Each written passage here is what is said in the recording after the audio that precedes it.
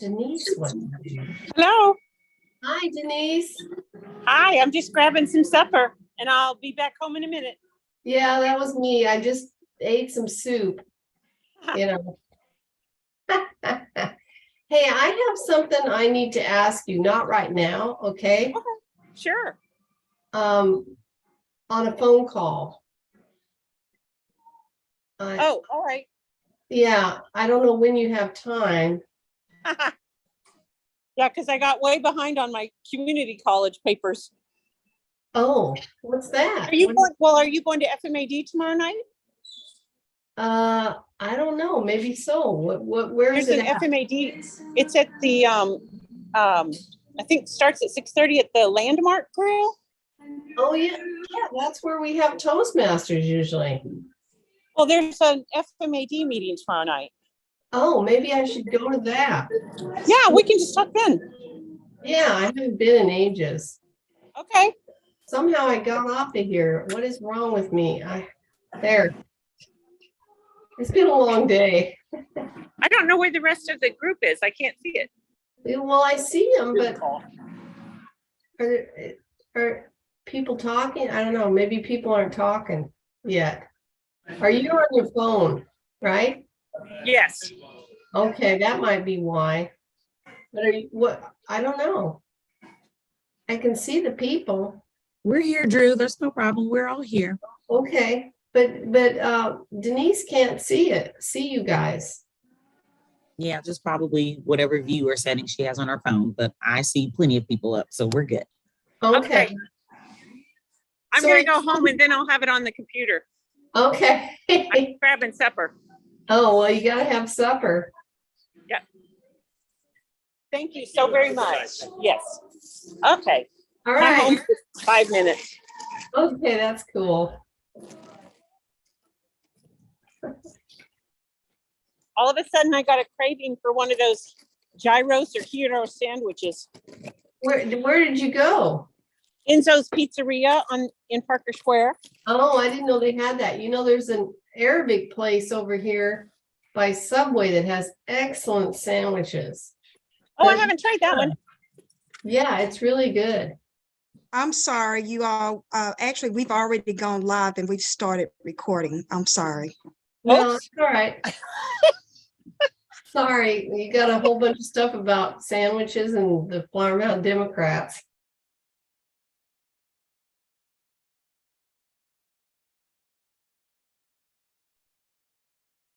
Jeff, if you're talking, you're on mute. Yes, I was just looking at my watch and we're about 3 minutes after the hour. Let's see. So I guess we can go ahead and get started. We have our esteemed guests in the house, so let's get it going. Glad to see you all here today. I will, Crystal, if you let me share, or whoever the admin can let me share. I'll bring up the agenda. There we go. Appreciate it.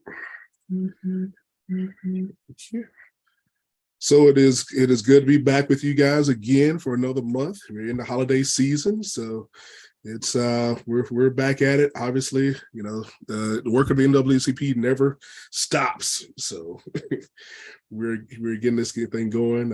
In the absence of our president, who couldn't be on run the meeting today, we're definitely wishing that you recover at your own speed. But I know you'll be jumping in as need be, Crystal. But it's good to see you all here. So can everybody see my screen? Yes. Okay. If we can, somebody can open us up with a prayer, we'll get it going. I will do that. Heavenly Father, we come before you once again, just asking that we have a productive meeting tonight. We have a lot of interest for our community, and we hope that we have a great discussion, and that is productive and that is worthwhile, and that we are serving in the way that we know we should. In Jesus' name we pray, amen. So just want to welcome, I don't know if we have any guests out tonight, but we definitely welcome back for our November general meeting for the DFW Metro branch of the NAACP. We definitely coming off of off the midterm elections, so got a couple of speakers today. But if there's anybody here that's the first time guests, if you want to come off mute and introduce yourself.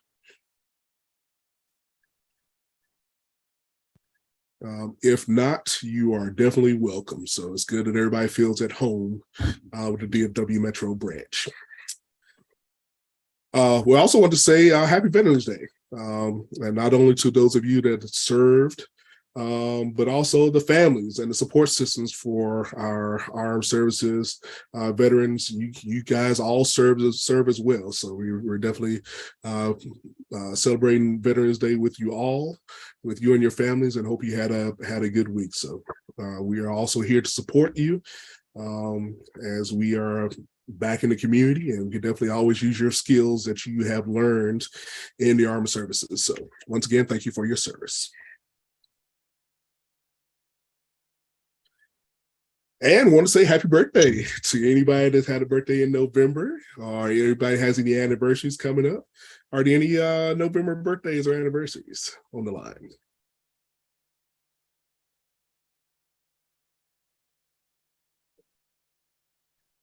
Excellent. Well, definitely we send you the warmest wishes for your special day, and we'll catch you next November if we didn't get you this time. So tonight we've got a couple of special guests, but we are also going to just give you a reminder that we are taking membership. As always, you can feel free to scan the QR code on your screen to join the DFW Metro branch. We service the cities of Carrollton, Coppell, Grapevine, Louisville, and Flower Mound, and we would love to have you as a paid member to the organization.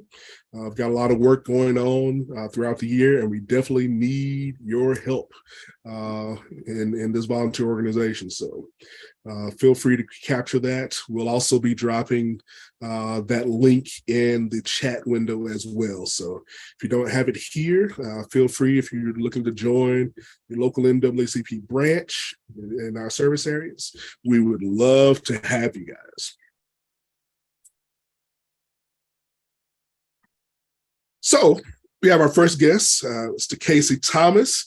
Y'all know him well from the not only the Dallas NAACP branch, but he's also the state political action committee chair. He served as the president of the Dallas branch 2007 through 2008. Is that correct, Councilman Thomas?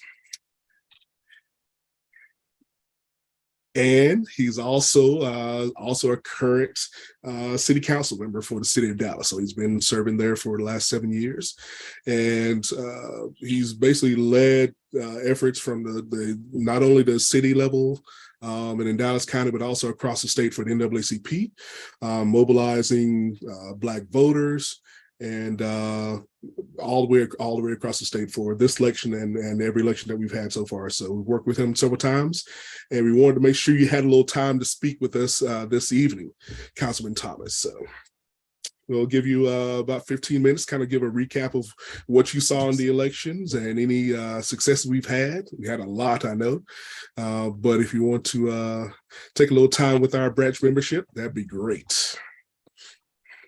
Absolutely. And then can we go ahead and introduce Mr. Bedford too, so they can dialogue together, if that's okay? Yeah, so we have attorney Louis Bedford the fourth. Again, another key member of our community.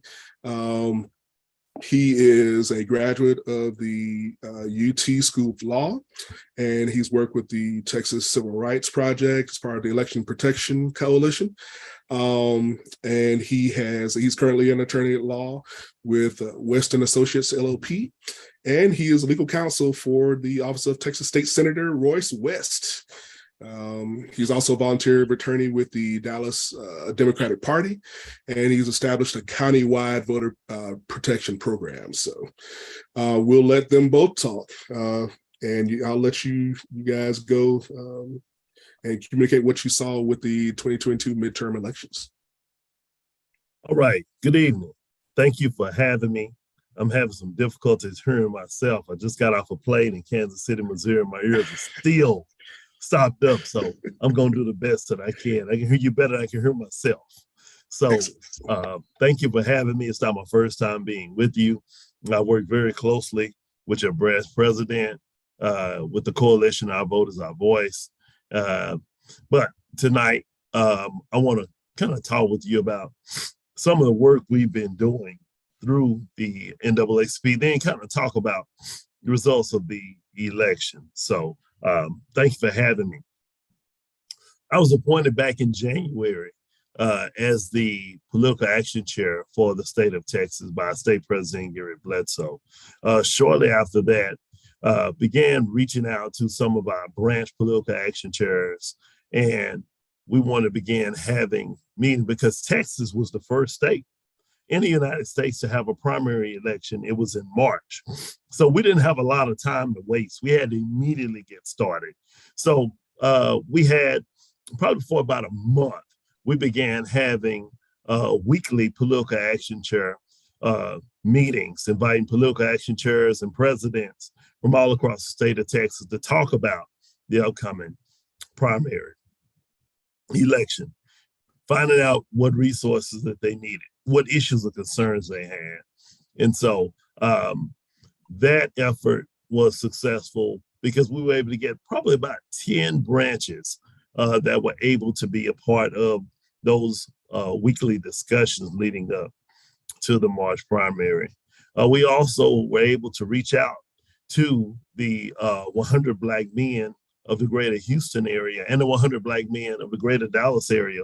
Initially, we were going to do a Black male vote initiative for Black men in the state of Texas. However, once we began to reach out, the women wanted to participate too. So what we decided to do was just do a statewide collaborative effort through our efforts communicating with members of the 100 Black men, 100 Black women. That opened up doors for us to contact with members of the Divine Nine. I'm a member of Kappa Alpha Psi fraternity, and several of those who are part of sororities also were a part of the 100 Black Women organization. And so we were able to successfully build a coalition and get the state NAACP to approve a partnership, official partnership with these organizations for the purpose of getting out the vote in the November election. Those partners are all of the Divine Nine organizations, the 100 Black men, 100 Black women, Links, Masons, Eastern Stars, and then other community-based organizations, along with our churches. So it was probably one of the largest Black partnerships focused around voting that we've had in the state of Texas in a while, especially through the NAACP. From there, we had a month of virtual trainings. We were able to get a Black consulting company that was willing to provide, pro bono virtual training. So for a whole month, we had how to do a virtual phone bank, how to use the van system, how to do block walking. Every week, Thursday, 6 p.m. to 7 p.m., we had these trainings. We invited our partners. We invited branches throughout the state of Texas. Your branch was present, I believe, on all 4. And so you get a gold star for participation. We also, as a result of that training, we did that training in April. Well, we all know May was a runoff election from the March primary. So the whole purpose of us doing these weekly trainings was to train our organizations that were part of the partnership with how to do virtual phone banks, and then also how to do block walking if they were willing, have members who were willing to get out and knock on doors. As a result of that, we saw an increase in Black voter turnout for the May runoff election. But that was only a dry run to get us ready for November. So between May and November, we continued our communication, we continued reaching out, we continued training, because we knew the big test was going to be in November. So we had on October the 1st, a state, well, let me back up. Back around, I'm going to say maybe April, we did a Texas Black male workshop where we invited Black men all over the state of Texas to participate. Some participated virtually, some participated in person. We hosted it in person in Dallas, in Oak Cliff, at 4 Oak Cliff. They opened up their doors. They allowed us to have our training at that location. We had two of the best young political minds provide that training. Sean Reed, who is the president of Urban League Young Professionals. Sean is also, he works for the Dallas Mavericks, leads their social justice work. If you saw any of the PSAs with the Dallas Mavericks saying, go out and vote, players doing PSAs, voter registration at the games, all of that was led by Sean Reed. Sean is also the vice president for our youth and college division for the state NAACP. The other was a gentleman by the name of Ed Turner. Ed Turner currently leads the field. He's a field director for the Dallas County Democratic Party. He put their entire field campaign together. But Ed also, for those of you familiar with TOP, Texas Organizing Project, Ed was the political director for TOP. And we know TOP has a reputation for getting out there and getting the job done. And so I had one to do training on organizing the Black male vote. And I had another on how to mobilize the Black male vote. It was a half day. We started about 10 in the morning. We finished about 2 in the afternoon. Had great participation. So moving into October, the state NAACP approved a statewide day of action. That day of action, and I believe your branch participated, that day of action involved our partners, it involved our churches. And what we did was we encouraged them to do one of three things. One, you could do a voter registration drive. 2, you could do a virtual phone bank. It was so successful that we did it again. We had so many people who hadn't really participated in virtual phone banking who enjoyed it. They really, really had a good time. And I was glad that they enjoyed it, but more importantly, they reached out to so many Black voters and reminded them that the election was coming. So we decided, you know what? We want to do it again. So we did it again on October 22nd. My preference would have been October 29th, but unfortunately, the Texas State Convention was that same weekend.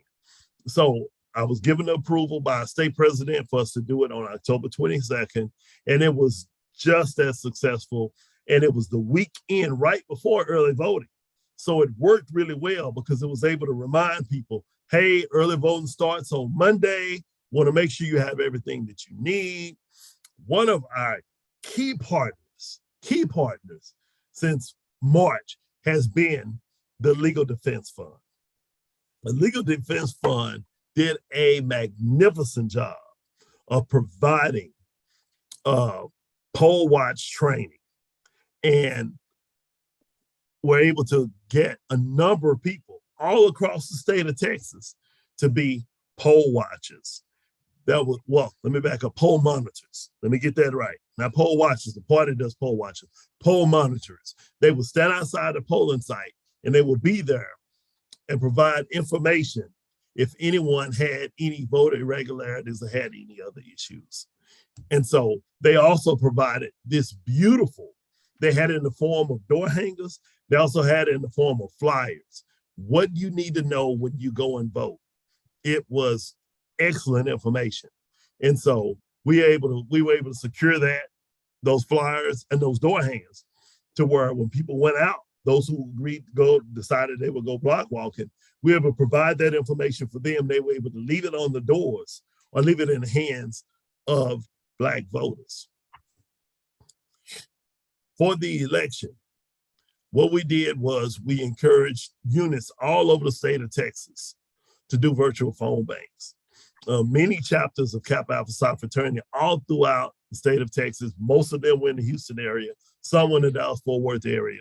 They also participated in the virtual phone bank.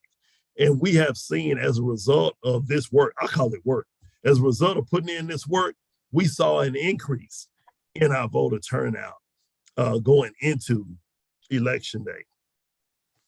And so when we talk about early voting, I was extremely disappointed in the early voting numbers. Now, in our area, we had rain on Monday, which was the first day of early voting. And I understand. And when I looked at the numbers, trust me, I look at the numbers for Dallas County every day. And when I looked at the numbers on Tuesday for Monday, I was not surprised those numbers were lower because we had rain. On Tuesday, we saw them increase some from Monday, which was good. From Wednesday to Friday is when we really saw a consistent increase in the numbers. I was disappointed though that weekend, the numbers were not very high. As a matter of fact, on Saturday, the numbers were a little bit lower than they were during the week. And on Sunday, for Super Sunday, they were only 11,000 in Dallas County. So going into the last week of early voting, we began to see some consistency in the numbers, which was good. The Friday, which was the last day of early voting, we saw the highest numbers that we saw during early voting. And many people, it's just that sense of urgency. You know what? I got to get here because I don't want to be stuck on the election day. And so that was a good thing. However, we had a Zoom meeting. I think we had one maybe it was that Tuesday, right after our state convention. So that was the Tuesday after early voting. That Zoom meeting was a all hands on deck. We asked for people all over the state of Texas to jump on this call. And we shared the data with them we had in Houston, in Dallas, and in Tarrant County. And many people who were on that call, they took the challenge and they asked, hey, give me a virtual phone bank link. Give me, hey, my organization wants to go out and make some calls. And it made a difference. We began to see those numbers go up. Unfortunately, at the end of early voting, when we looked at the numbers were disturbing. When we looked at the numbers statewide,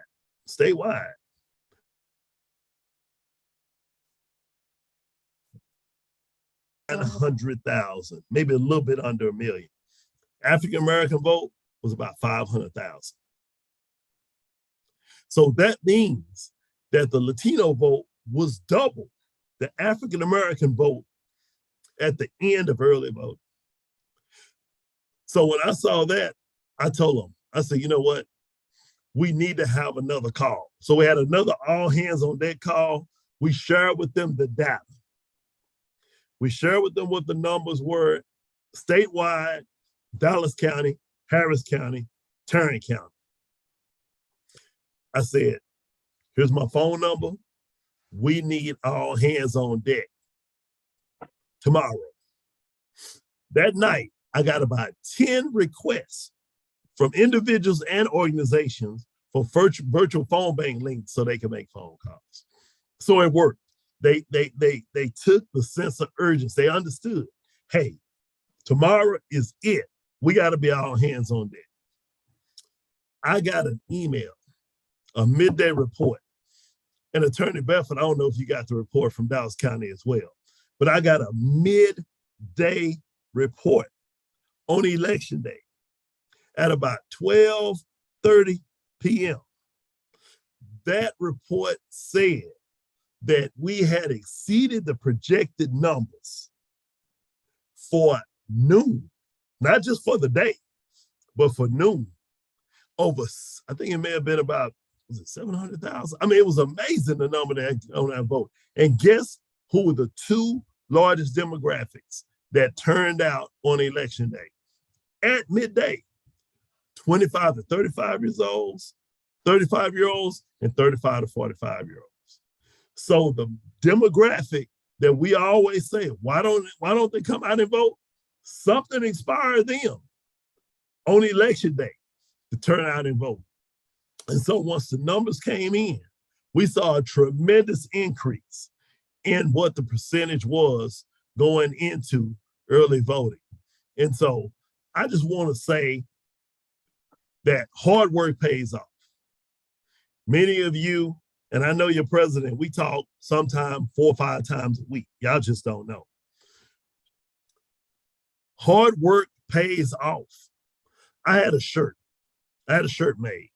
And that shirt said, if you don't vote, don't complain. I wore that shirt the first day of early voting. I wore that same shirt in a different color on the last day, on election day. But when the polls closed, I had another shirt made and I wore that shirt. And it said, but did you vote? But did you vote? We can't get upset about the fact that things will be worse in Texas. Yeah, you heard me say it. I'm in conversation right now with Garrett Bledsoe, our state president, to get a copy of what our legislative agenda is going to be. The Texas NAACP legislative agenda for the upcoming legislative session. So we can begin now looking at what type of advocacy we're going to do. But I can tell you, elections have consequences. Excuse me. Elections have consequences. And when you don't come out and you don't vote and you don't make change, people are emboldened. They feel like, you know what? They want us to keep doing what we've been doing the way we're doing it, or else they would have voted us out. And so we have to have a sense of urgency right now about organizing and planning to mobilize people to go to Austin. We've been in COVID space the past, legislative session, and I can understand. But we need to roll those vans, cars, buses to Austin. Not once, but several times. They need to see us in Austin and let them know, you know what? You might have won this time, but you still are responsible for implementing policy that's going to benefit our community. And if you implement policy that's going to hurt our community, we're going to let you hear about it. And so we got work ahead of us. I commend those of you who rolled up your sleeves. My motto for November the 9th was one thing, 2 words, no regrets. No regrets. I didn't want to have any regrets on election day. I wanted to lay it all on the line again. And on November the 9th, when I woke up, I had no regrets because I did everything I knew humanly possible to organize and mobilize people all over the state of Texas to get out and vote. So at this time, I'm going to turn over to my good friend, younger brother, Louis Bedford, who did a phenomenal job in educating people on the changes to the election law, did an excellent job on providing PowerPoint presentations, that we can use for voter education. I've charged him and challenged him to create one for the local level, mayors, city council, school board members. I'm sure he's working on it. So, bro, Attorney Bedford, turn over to you. Well, Councilman, first and foremost, I just want to say thank you to you. I definitely appreciate everything that you've been doing to help elevate me and the work that I've been doing. I also want to thank the NAACP, the DFW chapter, for giving me this opportunity to speak. So first and foremost, what Councilman Thomas was saying was right. He's 100% accurate. Elections have consequences, and if we don't show up, then there's a very real reality where someone is going to speak for us. And the reality is they aren't going to have our intentions in mind. And now I'm going to give everybody a perspective of what this actually looks like. So just to put it in context, Dallas County has 200,000 more registered voters than Tarrant County does. And Dallas County only outvoted Tarrant County by 30,000 votes. Just to put that in perspective, Dallas County has 200,000 more registered voters and only outvoted Tarrant County by 30,000 votes. So what does that mean? The unfortunate reality that means is people's voices are not being heard. And whenever it comes to holding our elected officials accountable, the real way to be able to do that is through the voting process. If we don't vote, then we can't hold our elected officials accountable. If we don't vote, we can't get people out of office. So whenever we are asking the question, why are people having these particular agendas? The real reality is that if we don't vote, that person is going to keep on doing what they're going to be doing. And also the reality is this: we live in a world and in a state where there is gerrymandering. And what I mean by gerrymandering means that we have elected officials who are able to pick their voters rather than ones where voters are able to pick their elected officials. And because of the census, every 10 years, everything from our congressional districts all the way down to our precincts get reorganized. So we have to make sure that we continue to speak up and also know that this is not a fight that is going to stop after one election. This is a multiple generational struggle in order for us to have our voices heard. And so whenever people talk about elections, they ask the question, why is this election is important? Why is the next one important? It's because each election is important. And whenever someone asks, it's the next one. And the next one after that, they are each and more important after the next one. So now I'm going to talk a little bit about statewide turnout. And Councilman Thomas ended up touching on this, but I want to make sure I give everybody perspective. So in general, in the 2018 election, which was also a midterm, there ended up being a huge historic turnout where it was roughly 53% of Texans ended up turning out. Now, whenever it came to the 2022 election, there was a hope that we'd be able to reach those numbers. And unfortunately, we did not. We ended up reaching barely 45.6%. And even though that 7% difference might sound marginal, it amounts to hundreds of thousands of voters who unfortunately didn't show up and unfortunately didn't have their voices heard. And a part of that is unfortunately due to the fact that not everyone realizes how interconnected our elected officials truly are to our daily lives. And it doesn't mean anything whenever it comes to the congressional level, but it also relates to what our state representatives do. The closer that that district is to your home, the closer that it's going to have an impact on what your daily life actually looks like. And that also goes the same for propositions as well. Each and every part of the ballot, each and every one on the ballot impacts your daily life. So whenever it also comes to what can we say to people in order to get them more involved, it's trying to relate to them at the basic fundamental level. What is something that you care about? Whether it's our schools, whether it's our roads, whether it's even our trash pickup. That is something our elected officials are directly have their hands in to be able to say whether or not we are able to do what we need to do.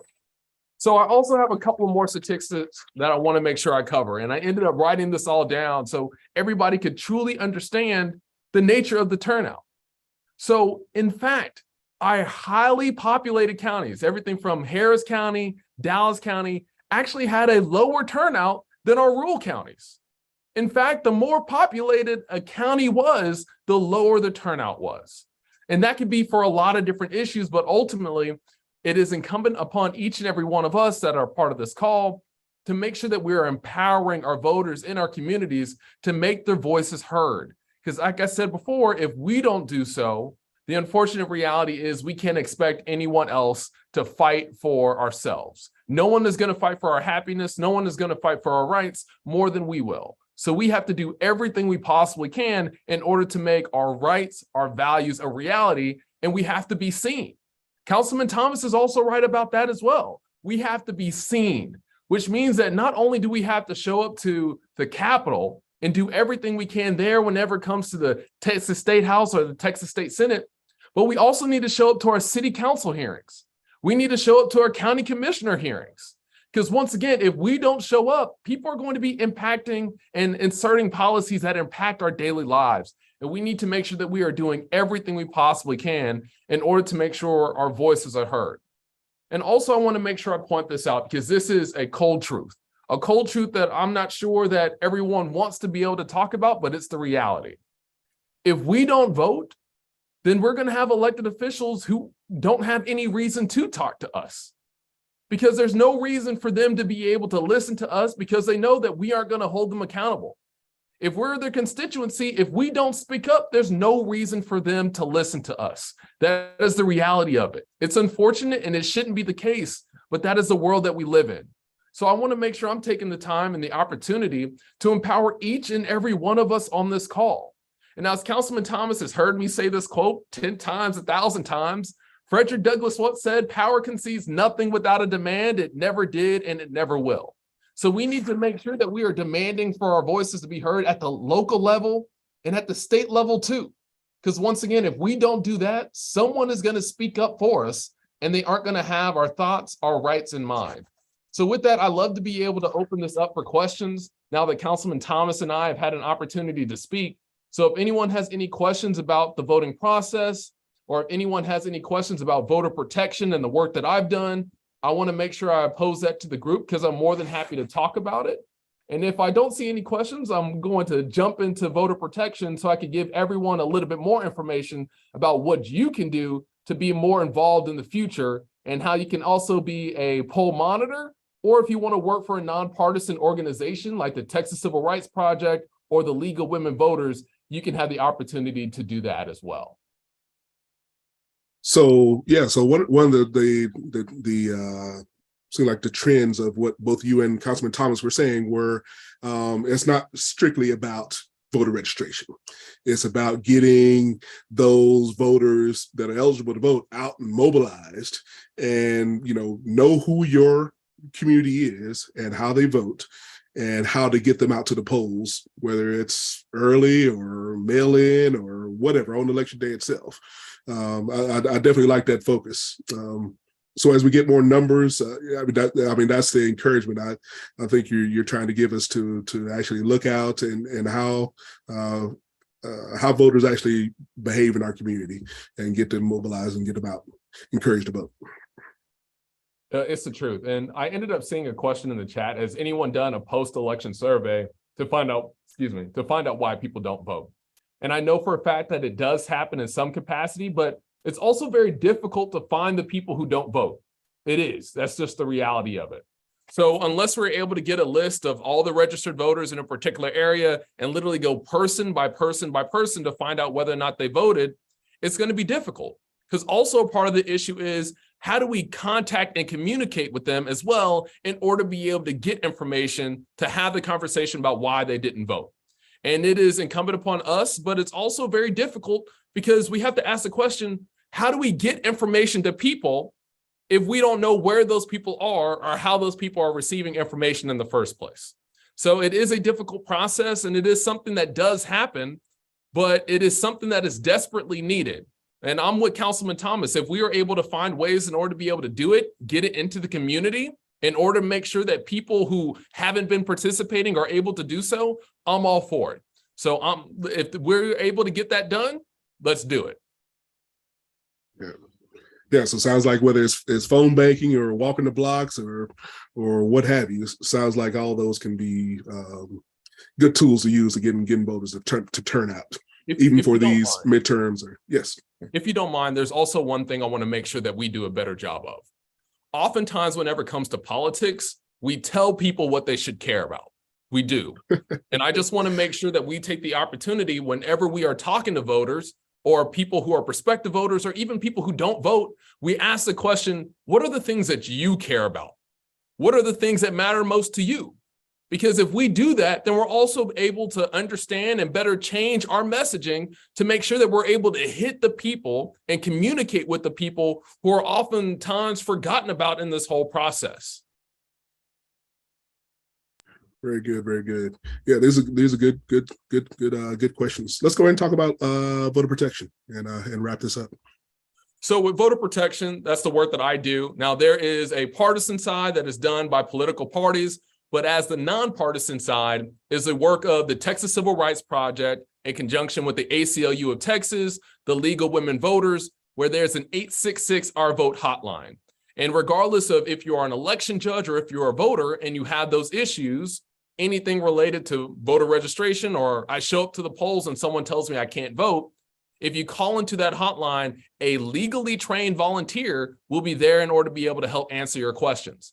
But also anyone can get involved, whether or not it's me who is an attorney who has a law degree or someone who doesn't, because at the end of the day, it's just making sure people are educated and trained on how best to be able to serve the community. Because at the end of the day, we're all public servants. We are all public servants. We're all actively being here in order to help people. And also Councilman Thomas is a part of the Our Voice is Our Vote campaign.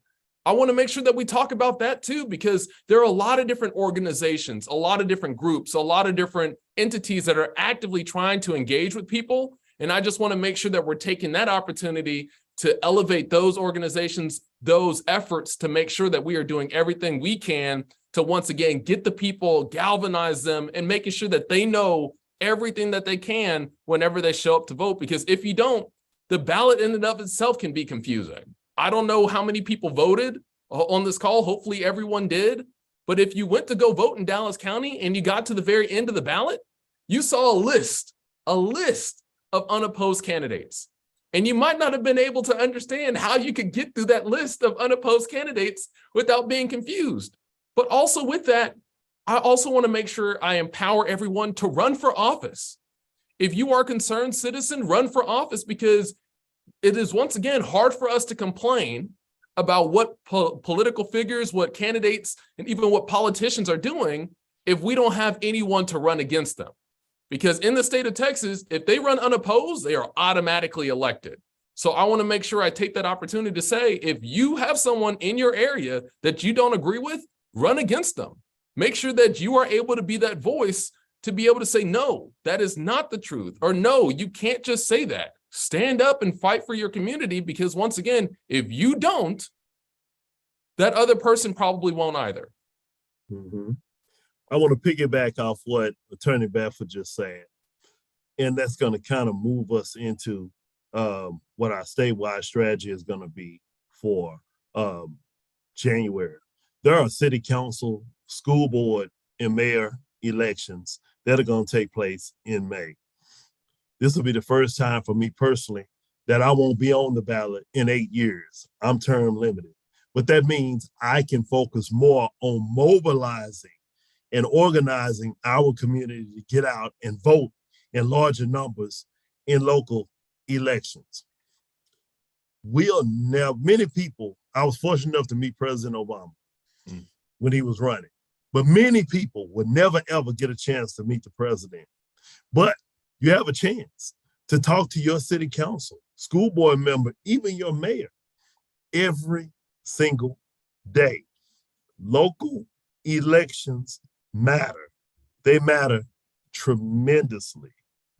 You never know how important your city council member is until you got a pothole that's right there on your street. Or you have an accident at a stop sign, at a place where a stop light should be, where somebody ran a stop sign. Local elections matter.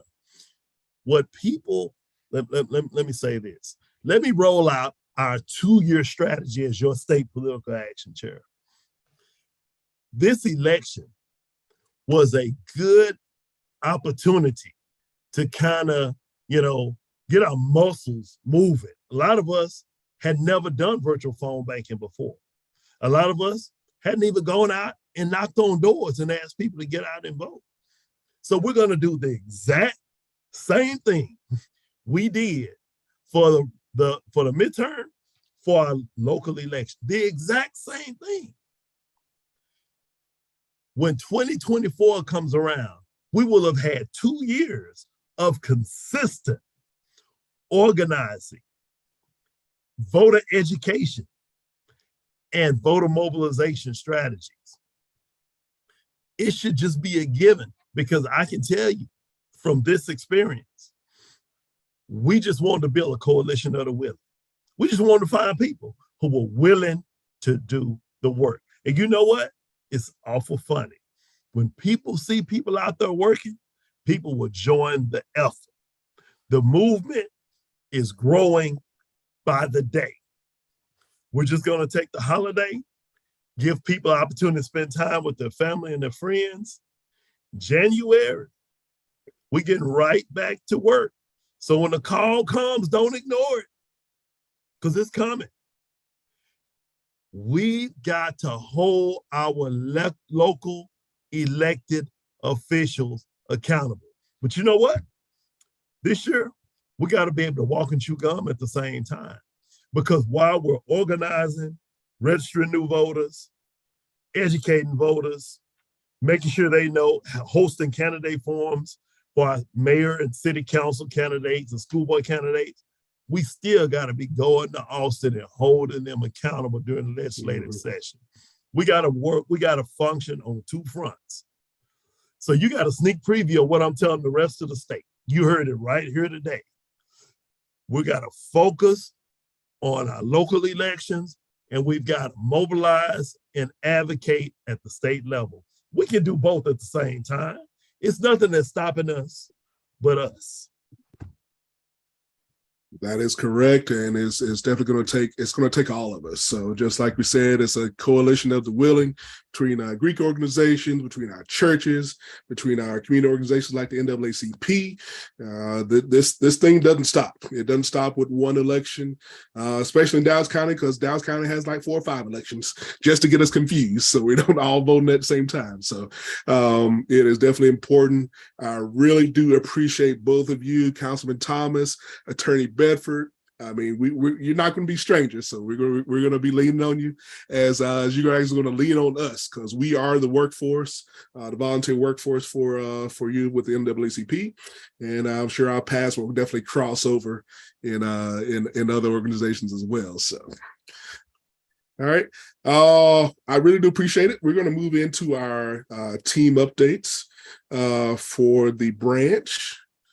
Let's talk about Education Committee. Do you have any updates, Education Committee?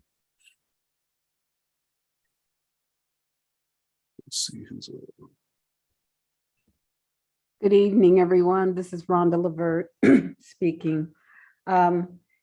Education Committee is basically working with the Hackathon Committee right now to make sure that our hackathon occurs. And it's spectacular. Otherwise, we are trying to recruit more members to the Education Committee so that we can pursue some of the projects that we want to do. For example, the Freedom Fund Banquet. Hopefully, we'll be able to have that sometime this spring. We also are always wanting people to attend the school board meetings so that we're informed about any new policies that are occurring. And I also would encourage people to get involved in mentoring and tutoring at the various schools so that you can see what our children are facing. Get involved, encourage other people to get involved to help our students. They're desperately in need of it. That's all for education. Yeah, I definitely agree with that. I volunteer at Louisville Elementary here with 5th graders, and it is so fulfilling working with those kids. We'll go ahead and talk about Hackathon. I see Crystal, I see your hand is raised, so you want to go ahead and speak? Yes, I'm sorry. Before our guest hop off, Attorney Bedford and Councilman Thomas, I want to say thank you so much for sharing with our branch tonight in our community.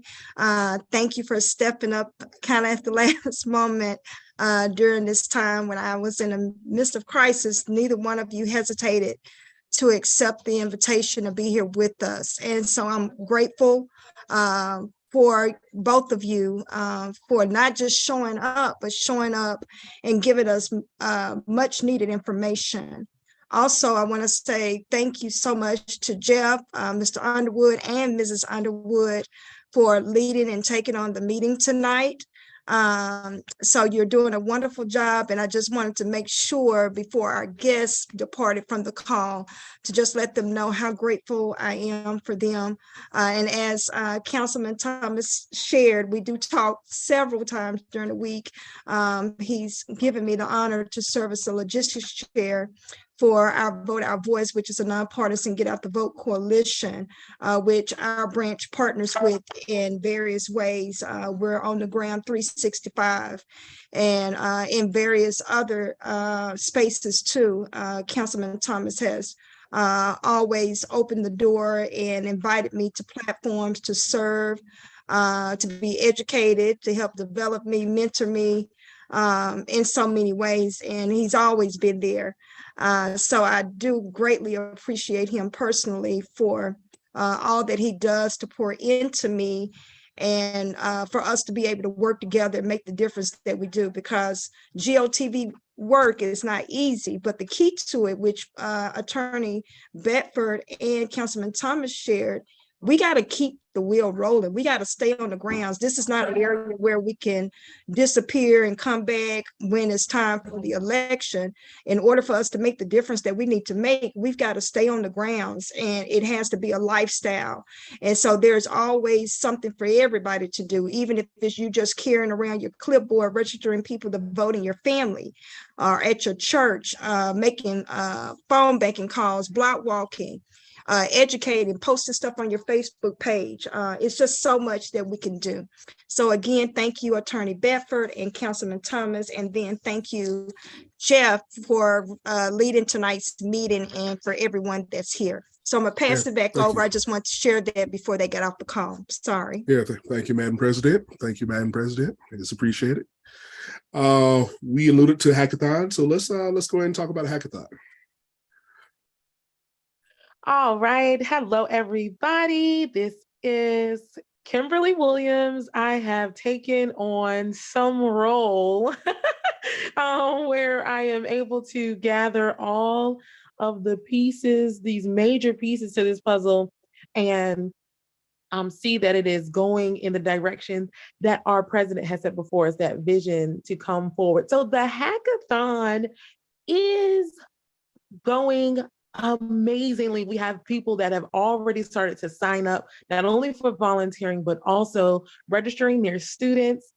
So the registrations have started to come in. I'm loving what I am seeing in reference to people, the amount of people that are registering. It is working for me when I just post it on to different groups that I am in on social media. So I will encourage you to do the very same thing, because people in our community are looking for opportunities for their children to be involved in something so big like a hackathon. And so because we are in conjunction with the Denton Black Film Festival and that of iCode, then these parents are very much jumping at the opportunity. So this is not a hard work, you guys. It is just a matter of pressing the send button and getting it in their faces. That is where we are at this point in our journey toward January 28th. We are in the place of push. So we are putting it in the faces of our social media. We are sending it to our email contacts, and we're just bringing it up casually when we are talking to people that we know either are CEOs of businesses, have donated to us in the past, or they have a student who could benefit from this opportunity. There is so much that's going to happen thereafter the hackathon by way of STEAM. And so we want to connect our students to these opportunities. It does not stop there. But before we get there, what do I need? Where is the hackathon today? Okay, so the first thing that I need is your momentum. I need you to get excited about it, because we have 4th grade through 8th grade students, so that's ages 9 to 14, who are coming together to learn and to grow in the area of STEAM. We have connected with the Denton Black Film Festival. So these are people who look like them, who are doing the work in STEAM. They are bringing together science, technology, engineering, art, and mathematics to create something so dynamic in the world of film. We just saw Wakanda, so we know how important we are in the film industry and our art and telling our stories in that way, and telling the stories of our community and how we can sustain our communities through STEAM. So it's so important that we jump on board with this hackathon. Please, if you have any questions, reach out to me. You can hit me right now in the chat. I will share my information with you or the contact list so that we can go forward, because I need your help. I need your hands so that we can logistically make this thing work. So that's my report, Mr. Underwood. Thank you so much for this time, and I will go ahead and mute out. Yeah, so not only do we need volunteers from the branch and, of course, students, but we also need sponsors as well. So if you have sponsor information, please send it over to Kimberly as well when we're talking. So we need all phases to help these kids out. So, all right. Do we have a report from the Communications Committee? Our report is that we are doing what we always do, and that is producing the newsletter and Facebook posts when we can. We are looking still for more people. Recently, Kimberly Williams joined Lexi Martinez and myself to communicate for the chapter. So in the new year, one of our goals is to put the newsletter out at the beginning of the month, because one of my concerns has been, if we don't get the newsletter out the first of the month, it really doesn't give people enough time to plan for attending this meeting, for instance. So that's one of our goals, is to just get it more timely, but life happens, stuff happens, but that is one of our goals for the new year. Right. Yeah, so definitely stay in contact on our email distribution list, but also check out our social media feeds as well. Facebook, Instagram, all those feeds. You will be informed of the things that are happening with the branch. So there is no excuse. So definitely looking forward to the work from communications in 2023. Thank you, Drew. Religious Committee.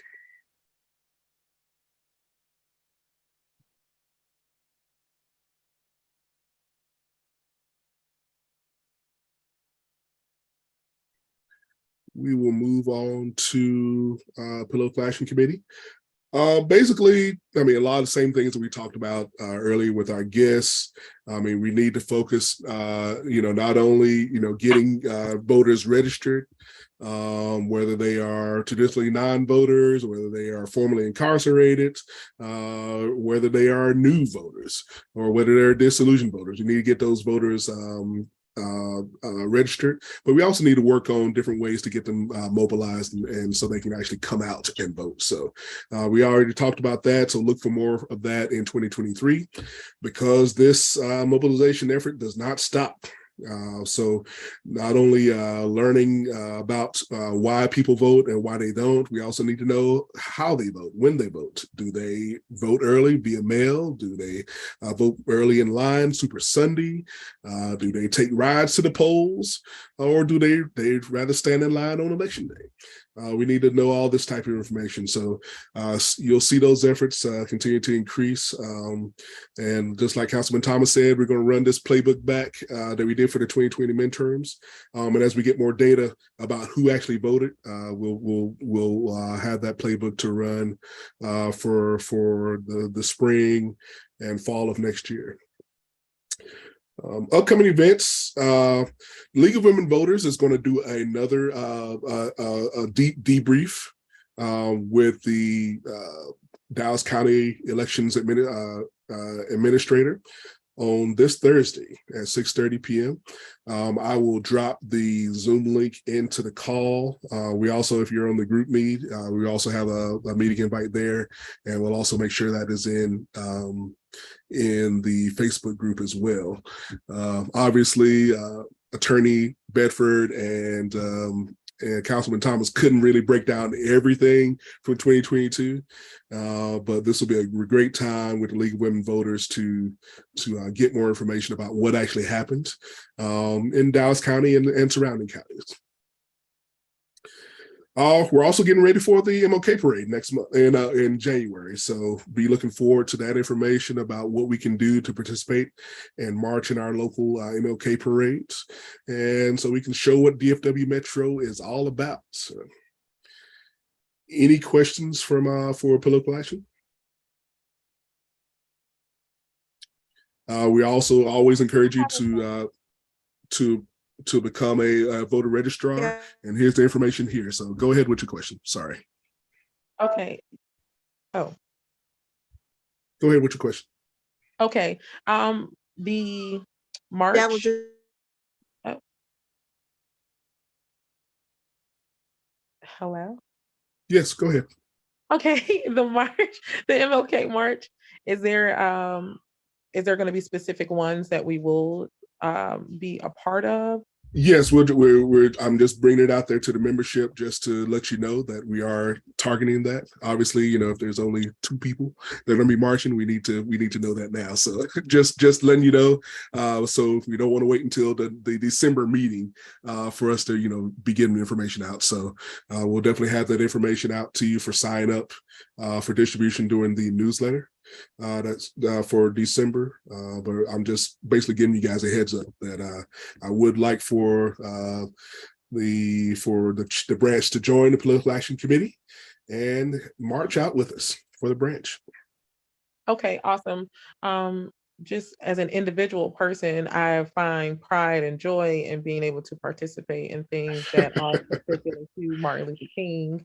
And so I just wanted to ask if, because I want to make sure if we're going to all be together, or are we just, how we're moving along to do it, because I would love, to be a part of it. That's all. Thank you. Yep, I'm visualizing a big old banner and a bunch of DFW Metro branch members out there representing for the NAACP. So that's my vision, and hopefully we can make that happen for January. Any other questions? Any questions for any of our committees? I have a question for Political Action Committee. How can we start identifying people to run for some of these offices, especially the unopposed ones? What are we doing to identify people who, who would just be strong candidates? Yeah. And encourage them to run. Yeah, one of the things that we did for with our grant application for with Black Voters Matters is so we can start getting information out to not only the branch but also the community. Just like Attorney Bedford said, there's a lot of positions that are unopposed or a lot of positions that need to be opposed locally, and we really want to get that information out to the branch and to the community as well. So a lot of times we can have personal conversations, but a lot of times you don't have the chance to, really talk to somebody for 5 minutes at a voter registration drive or when you're knocking on their door. But having, giving them some information about what is available there in the community and what positions are up for a vote or for election, I think that's really important. And of course, as we generate that interest, we can also help identify potential candidates for those positions as well. So it's really going to be more about communicating to the community, getting information in their hands, and just that grassroots building up those volunteers to serve our local governments. That's my vision for political action for 2023. Thank you. Any questions? Any other questions? Excellent, excellent, excellent. So, announcements for the branch. Hi. Ms. Wicks, yes. Good evening. I just wanted to advocate for the Dallas Martin Luther King week of activities. And for those that do not know, I do serve as the vice chair of the MLK, City of Dallas MLK Community Advisory Board. And I do represent Councilman Casey Thomas, District 3 on that board. So we have already put out the information since November the 1st. It's out on the website. The name of the group that is sponsoring is HELP Dallas. This year is privatized. The City of Dallas has done that. And so if you would like to participate in the City of Dallas parade, that information is already out and available for you to see. And we do hope and pray that you will be able to support us. So yes, there it is. Thank you so much for putting that out there. And if you need information, you can look. Go ahead. Oh, they have a flyer. They have a flyer with the information because, again, the Martin Luther King Center is not responsible. It is the HELP Dallas. Excuse me. So you can look on their Facebook page. And then it should also be out on the Martin Luther King Facebook page as well. Okay. Excellent. Any other questions or inputs? If not, we'll go into our announcements. So we are creating a book club for the DFW Metro NAACP. We're going to be reading The Accommodation. So we are actually looking for somebody that wants to lead that group. Crystal has procured for us a number of books that we can distribute to you to read. Definitely email us, contact us if you'd like a copy of that. And we have a book signing scheduled that we're working on for February 2023. With none other than the author, Jim Schutz. If you read the Dallas Observer, you've seen his column in advocating for Dallas, North, South, East, and West every week in that paper. And this is an extremely good book, highlighting some of the most underserved communities in Dallas and Dallas County. It is really an eye-opener book. So definitely, if you're interested in helping to lead this group or participate in the group, definitely reach out to the branch. Our next joint team meeting. So that's the meeting where we actually have breakouts with the individual committees of your interest. That'll be Monday, December 5th at 7 p.m. Normally the executives will meet at about 6 p.m. as well that day, just to kind of work out some of the individual breakouts for the committees. But look for that. It's our normal first Monday meeting for the committees, and we'll focus on the work of the branch for the month and beyond. Obviously, definitely register as you always do. And our general meeting for December will actually be a fellowship. Hopefully we can get together and have a little holiday party. Please reach out to us if you're willing to help out with the planning for getting us together. We won't be as formal as we are for this month. And we will be communicating that information on all of our social media, as well as via the email newsletter. Okay, so definitely, again, asking for your help, and please just reach out to us. How do you reach out to us? Well, we're all over the place, so definitely take a screenshot if you didn't get the hit the QR code before. Definitely DFW Metro 2020 at Gmail. We have a Facebook group that we invite you to join. Follow us on Instagram, on Twitter, and of course our website that has all of the links to the activities that we have going on as well.